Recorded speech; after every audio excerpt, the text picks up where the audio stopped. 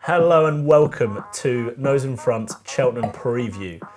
We will be looking at all 4 days of the races, obviously kicking off in chronological order and working our way through the days. So to start with, looking at day one, race one, the roar of the Supreme. We do that every year and it doesn't get any better. Is it as simple as Old Park Star, fellas? Yep, right, next race. The Arkle. To make a long story short, yes. It is. I do really like what Old Park Star's done. But I think we would be remiss if we didn't talk about why we like him and why we don't like the others. I'll give you my first klaxon of the day. There'll be one of them each day. But it's a lay of the day for El Kairos. Lay of the day. He's coming here off one maiden hurdle victory, a fall in the race before, well not a fall, but a mistimed jump that unseated. And ultimately, I can't be having El Kairos at any price. Talk a good horse, and I think it's harsh that we don't talk about him more, funnily enough, because if he was Willie Mullins, what price would he be? If he was trained by Willie Mullins rather than... It'd be a lot probably closer 2 to 1. Yeah, 13 to 8. So I think he deserves respect. But this is a race that has historically, I think, 11 out of the last 12 have been won by the top 3 in the market. I'm fairly confident these 3 will be the top 3 in the market. So it really should be a picking between these 3, in my opinion. Even though it's going to be a deep Supreme, I don't think the bookies will get this wrong. And I think Old Park Star, I was just blown away by him the last day. Absolutely blown away. And yeah, 2 to 1's not pretty, but when you double it with the next race, it could look a bit prettier. And is there any value for anyone elsewhere? I've got a bit of value. Of course you do. I totally agree. I'm all over Old Park Star. But leader Dallier for the Mullins clan. Oh, Townend to ride him. Grow up. Yeah, but have you heard the interview that Mullins gave after the DRF about some of the Dysart Dynamo? Yeah. Yeah, you liked him as well, didn't you? I did like him. actually Yeah. did. You tried. Yeah, we took confusion early. Yeah. Dysart Dynamo. Yeah, but at 14 to 1, he will probably be Mullins' number 1 horse. There's always going to be a blowout out of the top 3. Not Mighty Park. We'll get on to that. I think he goes Turners, personally. He goes, yeah.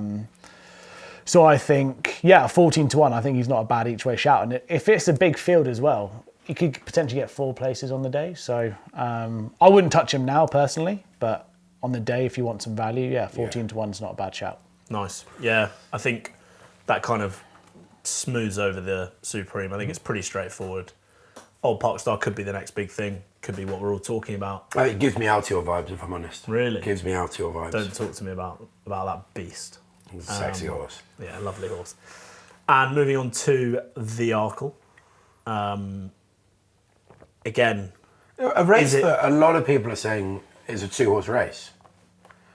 Now, we all know it's never just a 2-horse race. it isn't. It isn't, is it? I think ultimately, if we're all, well, I don't know about yourselves, but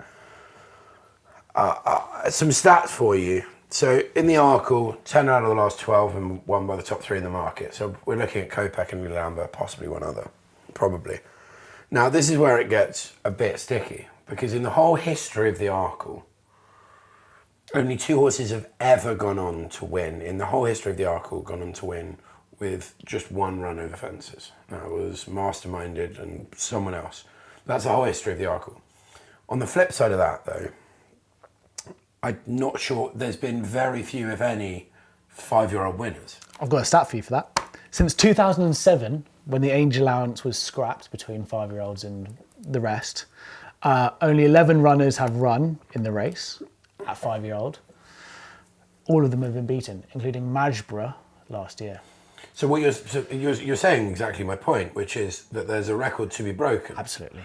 So there are a lot of Kopek fanboys online. What about Coggies? No thanks. No, but as in you're talking about records to be broken. That's one that wouldn't break it. It wouldn't upset the record books. Yeah. But the record will be broken. All right, okay, there we go. I'm not disagreeing. There will be a record broken. But I'm just saying there is a possibility that a record's not broken. Yeah, possibly. But for me personally, I have to side with Lulamba just because I've got to watch what they've done, and it's not something I'm massively happy about, but it is Lulamba for me. Just So Hendo double to start the Cheltenham Festival. That is the Hendo double. I'd go. Mullins getting overturned in both. 2-1, 13-8. Yeah, It's bold. And does Romeo go Arkle? Yes or no? No. No, I don't think he goes. There is one I like at a price though. You might have mentioned it in our previous sort of mid-season review. There might have been one. I actually prefer another, which is WP. As we go further down the list. No. It's the same one I was thinking of. Yeah, I just might have mentioned another previously, but it's Kapajai Pike. I think he's about 14-1. Won both his races this year quite impressively. The distance might be a slight worry, but I think that it's going to be a tiny field, I think, in the end. I don't think there'll be too many going. I do like Irish Panther, I do like both of them, but he beat Jacob's Ladder, who did brilliantly in the Dublin Racing Festival, winning the handicap, and looks set for a handicap. He's like favourite for 3 more. Beat Salvatore Mundi, who pissed up. So I think a 14-1 Capture Bike. I had a ticket at 25. So What haven't you had a tickle on, let's be honest? my missus doesn't need to know that. But yeah, I think he's worth a tickle at 14-1. So I assume we can all agree that it's going to be... Neil had never actually laid his cards on the table there. Are you Lulamba? Or You are just gave an anti-Lulamba stat and then... Yeah. Yeah, because I'm co-back to board. Yeah, that's Yeah. Yeah, that's what I mean, see? He pointed at his... Sorry, just if you're not sure, he pointed at his hieroglyphics notebook. Co-back to boards. Yeah, that's for me. Okay, fair. Really? And you're Lulamba? I'm not overly strong. I would... I wouldn't... If I was to side on one side of the I fence, think all of us at this point, even you possibly, are on a swing. Pre-season I was Kopek. And then as the seasons rolled on, the runs that Lulamba's had, and like Kopek, okay, it could be a Mullins masterclass, and I'll hold my hands up. Yeah, and I think that's what you have to hold, like. But it's just mental to think that it can go there with what seems like an injury. That's what I'm saying from a punter's perspective. I have to think if I get beaten by Kopek off one run and an overhyped schooling session at Leopardstown. Well, and a setback. I'm fine. Yeah, exactly. And a setback. I'm fine with being beaten by that. That's what I'd look at it. Yeah. So two Lulambas and one Kopek. We know what we're going to be tipping on the day then. No, I'm a swing seat. To be fair, I'm like Ohio. It depends what the money happens. Yeah. I'm like Ohio. I could go Republican or Democrat. If the money does come for Kopek, it will be interesting. Yeah. That's probably what I'd say for this race. But I think if Old Park... I wouldn't say it's a race to be betting now. But if Old Park wins the first, I assume Lulamba could go off as close to even. If Old Park wins the first and Lulamba's leading over the last, you'll find me on the furlong marker with my top over my head.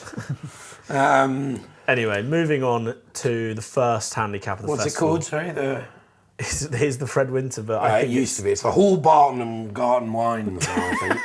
Something the Racing ridiculous. Post still has it as the Fred Winter. Yeah, that's because the Racing Post is proper. But yeah, I mean, we won't spend too long on this because that's fine. There's still a lot of entries to be resolved. Yeah. I mean, personally, we've backed.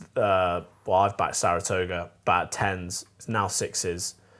It's not a race that massively interests me outside of that. I do love Saratoga. Only one favourite in this of the last 12 has won. If it goes off fave, there's normally something hiding. 9 of the last 12 have only had one win or less. One or less races that season. Yes, but I know Nello, you're quite sweet on a horse I also like, so I'll leave it with you. Yeah. To bring that up. I'm just going to rule out Manlager as well. Phillies have an awful record in this race. Just rule it out there. Get line rid of through it. Yeah, Line through get rid of Manlager. it. But Glen to Glen for, was it Johnny O'Brien you call it the other No one's day? watched that video, so no, you just look like a moron. Give it a watch. So Joseph O'Brien's going for the three-peat in this race. Won it last year with Put Your Hands Together, and can't remember what the horse was called the year before that. I believe in total he's actually won. Yeah, Lark in the Morning. Lark in the Morning. There we go. But Glen to Glen won the same race last year that Put Your Hands Together won last year. He's ran last time out was in December, all within 3 weeks of each other. So they were just getting his minimum races together, get it done, and then he'll be primed for Tuesday at Cheltenham. Yeah, and he coming in very seems fresh. to be coming to the fore as well. Yeah. He won his last race. They kept him, put him away. It's a classic O'Brien tactic. We've seen it before. Well, not sort of seen it before because I'm not sure he won with the others, but yeah, he looks primed. One I actually find really interesting as well, who has form lines with Glen to Glen, is Barbizon, who for Gordon Elliott. He actually won, so they've both had 3 races this season. The first race of Glen to Glen, Barbizon won, and Glen to Glen came 5th. And so they've kind of taken ulterior paths through to this, where Barbizon won and then has subsequently seemed to have, he's raced in tough races. I think he's lost to Narciso, has twice, coming 4th and 6th. So he's been in the good races. I imagine his weight's probably going to be slightly higher. But he fits all of the trends for this race. And it's a race that Gordon Elliott has done well in the past. And I think looking at the last race at DRF that Narciso has won, I think it could have been, right, we'll put him in there, see if he can hack it. If he can't, then let's hold on to him. I think he'll probably be Gordon Elliott's main dart at the race, and I think you can get him at around 16s, 20s. I think if you play those two, I really like them as two big plays in the race. Yeah, I wouldn't see them outside the places. The only one I am keen on, but I don't know Saratoga. where she'll go, I think it's a she, is Selma De Vere. Yeah, I think she'll go to the Triumph. Yeah. I think she'll go to the Triumph. Which I is don't think she'll qualify for this. She has to have 3 runs. Yeah, it's just bookies being Well, duped. it's not going to win the Triumph, but I like the horse. I thought we'll get onto that anyway. But yeah. So we are on to the big, bad British Ultima. A race that our good friend El Nell here has a great history in. No pressure. Tell us the winner. So what have your stats told you this year? In 3 words or less. So I like a horse with a headgear. No, I'm joking. I'm actually going against a horse has not run with a headgear to date. Jeez. It could run with headgear on the day. It could run with headgear on the day, but you never know. Imperial Saint. Keep scrolling. 20 to 1 each way. Unexposed, which I quite like. Has only ran twice over 3 miles, but ran 3 mile 2 last time out and beat Myertown, who obviously who won and ran in this race last year. And I think he's quite unexposed, and I think he's been confirmed actually going to this race by our old friend Dickie Johnson, who owns the syndicate for this horse. The next step is the Grand National. So this is a bit of a stepping stone, but I think it does worry me. No, but I know, like his when weight. it's correct rambler, I can understand it. When it's a horse like that, I'm like, well, what's your real aim? Do you know what I mean? Yeah, but like he's currently on a mark of 141. 144. 144. Will even get into the Grand National for that. He may not. Probably not. I think this could be his main target. I'm not against it, but I think there are 2 that catch my fancy. One is a trainer who has won 3 of the last 4 Ultimas. So we can't look away from Lucinda Russell and Michael Scudamore, can we? And that's King of Answers. Fits a lot of the trends. So the trends here are 10 out of the last 12 have been 7 to 9, 10 out of the last 12 rating of 139 to 151, and 9 of the last 12 have 1 win that season, 1 or more wins that season. King of Answers ticks all of those. And Myertown does as well, doesn't he? No, he hasn't got a win this season. Does he not? No, unfortunately. He's crap. Oh, yeah. But that could be. I like Myertown, but he could be laid out for it. But No, he's can't. not for me. So I like that. The other one, which we discussed recently together, is Quebecois. He doesn't have the win, but he has 3 seconds and a 4th. He had a race the other day just to get qualified for this exact race. We know it's the target. And he had good form lines as well. And he had good form lines. He's at Jordan's 139, so he's right at he's at 139, I believe, so he's right at the bottom of that rating of what you need for winners. So he could be a real improver there. So Quebecois and King of Answers are my 2 at around 15s. Good to see Croke Park entered. Good horse. Yeah.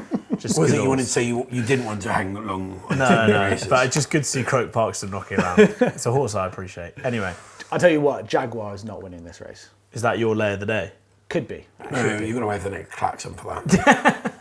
It can't be one today. Right. He is a gutless horse. Moving that on to the big race of the day, and it could be, well, it is another JP favourite. I'm going to go with a quick fire round of new line, yes or no. Well, it's not quick fire, is it? No. No. Yes. Well, it's only because you got him doubled up with England. England to win the World Cup. No, I to be honest, I just I'd don't have Bridesdairs ahead above the new line. really. No, I wouldn't. As wet as a fish. Okay, right. Let's find out who. Before we go any further, let's find out who he'd have ahead of the new line. Oh no, Because then he might fancy the new line. that's not going to help my conversation. Who wins the Constitution hurdle? The best horse in training. The Southall, Just FYI. Southern winner. FYI, this is being filmed on the Wednesday. It probably won't be out before Constitution Hills jog round Southall. On the 18th of February at the moment. Yeah. In all honesty, it's not a race I particularly love from a betting perspective. 5-2 could look long. Do you want to know my real horrible shot of the day? I know what it's going to be. What? Golden Ace. No, it's more horrible. Poneroff. Yeah. That's AIDS. Look, That's pure AIDS. I'm not sure you can say that anymore. The reason behind is what do we all say to each other about what matters? Form these round 4 Cheltenham. days? Form round Cheltenham. Now, You know who's got that? The new line. Constitution Hill. Golden Ace. Golden Ace. New line. Mossy mouth. New line's bang average. New line won the Turners. Yeah, how's that form worked out with Yellow Clay and Final Demand? Doesn't matter. Still has form. I mean, Golden Ace has more form than Poneross. Yeah. Yeah, I'm not. Yeah. But the New Line won possibly the worst ever renewal of the Turners ever. Doesn't matter. New Line, no. Poneross, what I'm saying is, if you like Lambert, you like Poneross. I thought he finished very well at the DRF. I think he's a very lightly raced horse over hurdles. And do you know what? At 16-1, I'm willing to throw. I'm sorry, if Poneross Would you rather Poneross at 16-1 or Alexi at 20-1? I'd rather Poneross. Thank but you. Poneross is not beating Bryce Days Ahead in But we all said that about Golden Ace last giving year. £7 away. Being a male horse. I mean, it's just not going to happen, is it? But the New Line will. Yes, because the new line is a good horse. I'm not sure the New Line was beating Golden Ace last time they were out when he fell. He's quicker than Dan Skelton thinks he is. The New Line, I think, will be in the Stayers Hurdle next year. He needs distance. He doesn't. You know what they say about these short races. Right, moving on. Moving on. So on new line. So in summary, what's I'll stick my hand out and go Poneross each way. Right. So, bleh. Constitution Hill? It's always going to be constitutional. Literally, we could be sat here for years, and you'd still pick it. Also, And it yours could- is- it yours Might is tip New him Line. next year for New the line. Gold Cup or something. It could finish fourth at So, Sutherland. no, the race that you're about to talk about that you clearly skipped through. Do you want to say that again about Jaguar? It's also a favourite for the plate. Oh, is it? Oh, no, he wasn't favourite for the other. Yeah, he was. favourite He for Yeah, the it's favourite for the Ultimate. Ultimate. Favourite Yeah, for the they Ultimate. fancy it for the Ultimate. They think everyone thinks he's going to step up and trip. Right, yeah, I wouldn't for touch both. him. I wouldn't touch for either. touch him. Well, should we let Lucas start this one? Because I know there's a horse. Yeah, there's a friend of the pod that Sam Thomas. Cheers. Cheers to Sammy T. See you at Cheltenham. Guinness on you. Particularly when Vincenzo wins. Oh, is that it? Yeah. That's the boy. It's a big a shame that. You like it as well because you're a bit Italian, aren't you? Well, I am, we both yeah. are. Vincenzo. Yeah. Why is your Italian got a lisp? That's all good. It's like chorizo when you try and say it with. Yeah, that's Spanish. Oh, yeah. Yeah. Anyway, Vincenzo. I think it's got decent form. Yeah, I don't hate it. And yeah, it's a good price. I think some of the other horses in here, we know he's going to go there. Might not go off longer than 12-1. I think there's a lot, as we say, Jaguars entered elsewhere, Oh, let me stop you there. Jacob's Ladder elsewhere. So you're a man who likes stats, aren't you? Now, a lot of these handicaps, we could say the favourites don't do too well. But having a look at this, of the last 8 renewals of the plates, 4 of them have been won by the favourites, 50%. That's like spinning red or black. It is. I do that quite often. Also, you can't call it that anymore. But one that I like a lot is horse that's been laid out for this race.